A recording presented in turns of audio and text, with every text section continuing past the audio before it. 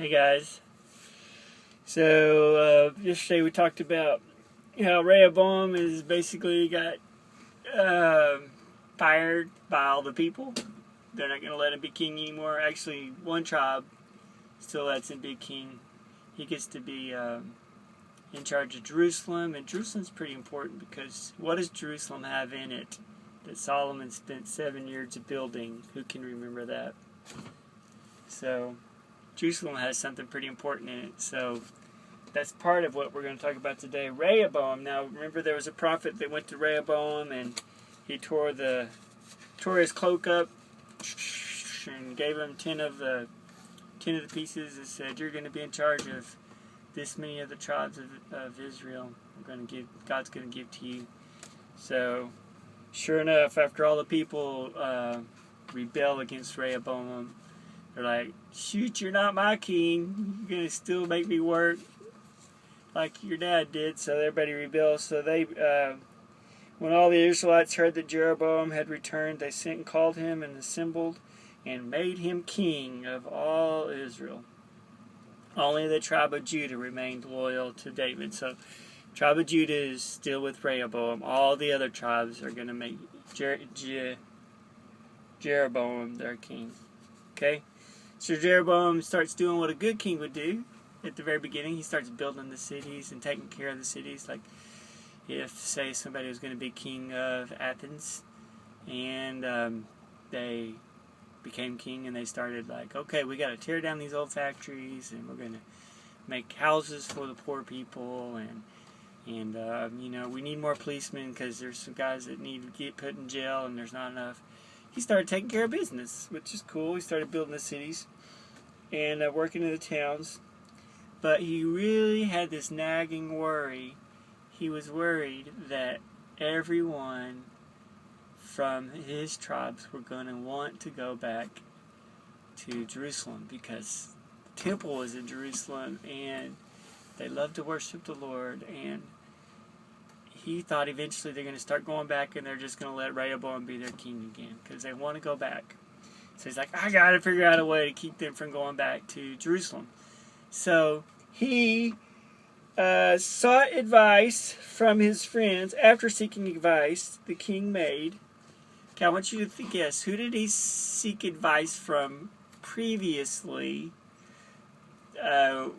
He sought it from the elders, and the elders said, serve these people and they'll always be true to you. And then he went and talked to all of his buddies that were his same age, and they said, no, make them work harder. And he went with the guys that said make them work harder and lost the kingdom. So I wonder who he sought advice from this time.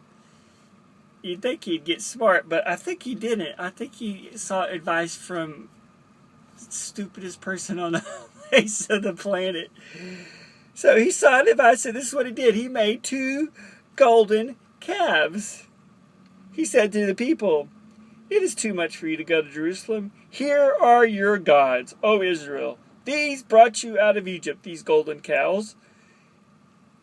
And he set them up in Bethel, and they became sin, for the people went and worshipped there. All the stupid things you could do. Remember the children of Israel when when Moses went on the mountain to get the 10 Commandments, they made golden calves, and a bunch of them died, and why would he at least make something golden that's different than a cow? Come on! But sure enough, he makes 2 golden cows, and everybody in Israel, the 10 tribes, start coming there instead of going to the temple where God said his presence was going to be, and they start worshiping these cows. And oh, thank you, cows, for bringing us out of slavery. So he's being a stupid leader. So, and then he appointed priests from all sorts of people. Now, God had it set up to where only this one tribe, called the tribe of Levi, the Levite tribe, was supposed to be priests. They were the only ones that were supposed to be like the preachers that took care of the church and the temple. And Jeroboam just totally didn't do anything with that. He made priests out of anybody that wanted to be a priest. Hey, here, Breathe on this glass. Oh, you have air in you. You could be a priest, you know. You're alive. All sorts of people, even though they were not Levites. And then he made a bunch of priests for these cows, these gold cows. And then he knew that Israel had lots of festivals, so he just chose, he said on the 15th day of the 8th month, a month of his own choosing, he just chose this random day. He said, okay, we're going to have a big festival. He instituted a festival, a big party, so that they could all have a party like they did when they were in Israel. So they had something to worship and they had parties to celebrate. Don't know what they celebrated because it wasn't what God did, it was what the cows did, supposedly. So, weird. So y'all want to hear a weird story? I like to not skip the weird stuff. It's fun. Here's another really bizarre story. So, Jeroboam is totally being stupid. So God sends a man, a prophet. We don't know who he is. And the prophet comes and he cried out against the altar that Jeroboam had set up before these cows, the altar where you sacrifice.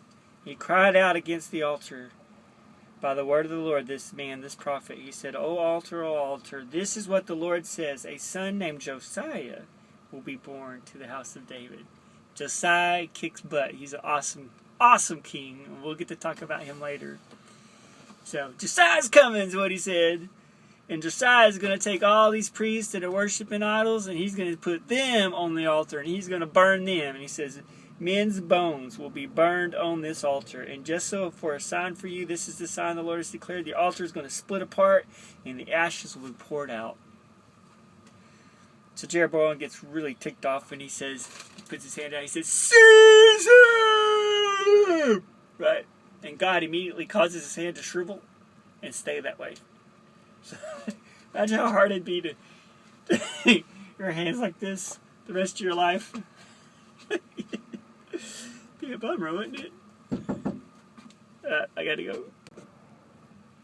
Alright, so his hands shriveled up so that he could not pull it back. I forgot to say that part. So he pushed it out and he shriveled up so he couldn't pull it back. So it was just stuck out there. And it's also, the altar really did split. So this is rock, right? So it's like kind of like Narnia, where the altar split. The altar split, and ashes came out that were on top. And it totally, I mean, for the altar to split, that had to be a work of God. All right. And then the king said, intercede for me, that the Lord your God will pray for me, that my hand may be restored. So the man of God prayed for him. His hand got better. He's like, whew. He's like, okay. Hey, dude, come to my house. Let's eat. And I'm going to give you some food and some drink. And we'll talk about what's going on here. And the man says, I was commanded by the word of the Lord, you must not eat bread or drink water or return by the way you came. So he took another road and he left. He left out of the city a different way. Alright, and he didn't eat and he didn't drink because God told him. I was told by the word of the Lord not to eat and not to drink. Okay? That was what he was told to do. So, there's an old prophet in town. It's a weird story. He hears about this and he goes and grabs the guy. And,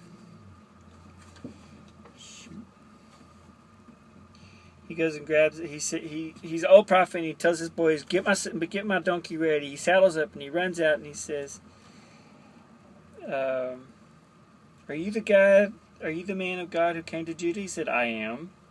So the prophet said, come home with me, eat and drink. And the man restates what he had just said. He said, I cannot turn back and go with you near. I cannot eat bread or drink water, for the Lord of God I was told by the word of the Lord not to do this.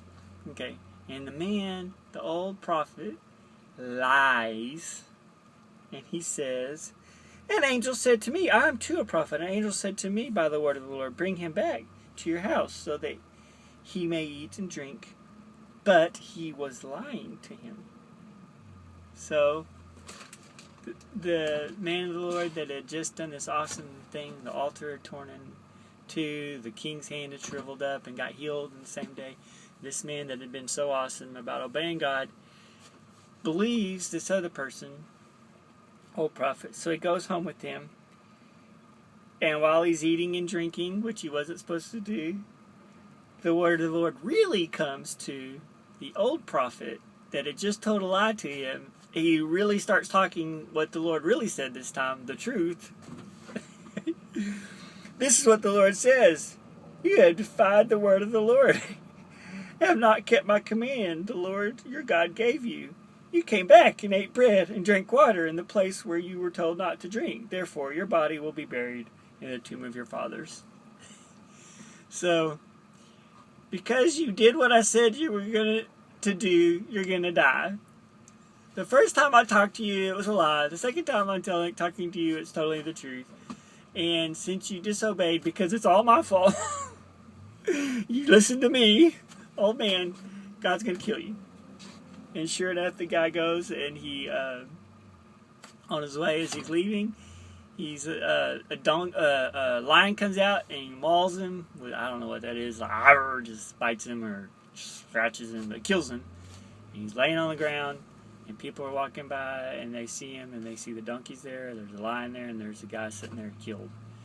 So they go and tell the old man gets on his saddle, and he goes back, and he sees the lion there. He's not eating the man, he's not eating the donkey. So they grab the guy that's dead, and they take him back, and then bury him. Very weird story. So what can we learn from that story? If God tells you something and you know God has spoken to you and somebody else says something else, go with what you know the Lord told you to do. You get a word from the Lord, I think that He is the biggest, the most important boss.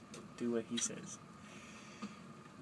Went a little long. Love you guys. I get longer on these. I need to start doing them shorter. Have a good night. I forgot one part. I can't remember what it was, but verse 33 is pretty important. It says, so Jeroboam was sent to prophet. His arm got messed up. It got healed. The altar split in two. He heard about this guy Josiah that was coming. And what would you do? God totally, this is for real. This is really God. What would you do?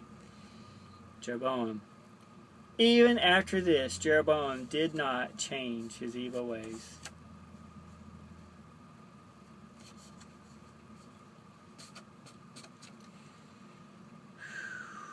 Some people are stupid.